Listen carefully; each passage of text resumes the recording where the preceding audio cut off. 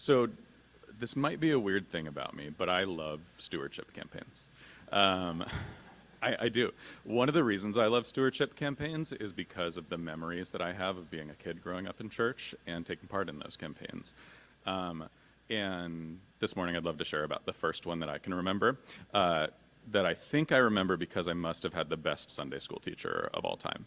I still think about her. She's still alive. She still teaches Sunday school in Rochester, New York. Her name is Jane Grant. And I, as an educator, have had students who can't remember what I taught them the next day. I still remember the lessons that Jane taught me 25 years ago. And so the theme of our first stewardship campaign was, is there stew in stewardship? Like, is there literal soup in stewardship? As an adult, I understand the word part of stewardship is not about stew. But as children, we were a lot more creative than that in the way that we thought about it. And even now, when I think about peace, I'm convinced that this idea of stew still lives out in stewardship. So one of the ways we talked about as a child is there is stew, we literally feed one another in the church.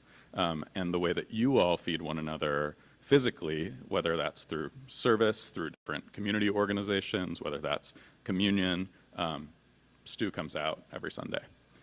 There's also this metaphorical idea of how do we feed one another spiritually, whether that's Paula's words or Holly's words or just ways that we can be with one another in community.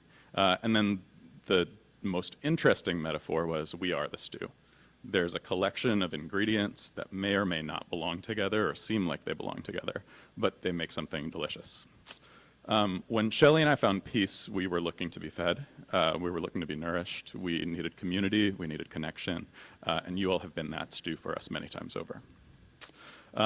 We are happy to give to peace. We're happy because we are nourished, and also because, like Holly has talked about several times, where we give talks about the priorities that we have.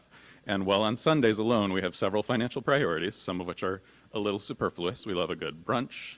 We love a good Jets game, although how many good Jets games are there? But giving to peace is more substantive for us.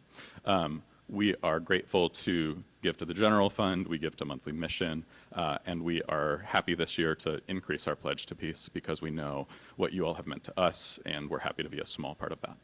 So I hope everybody else can join us with that, whether that is a great gift or a small gift.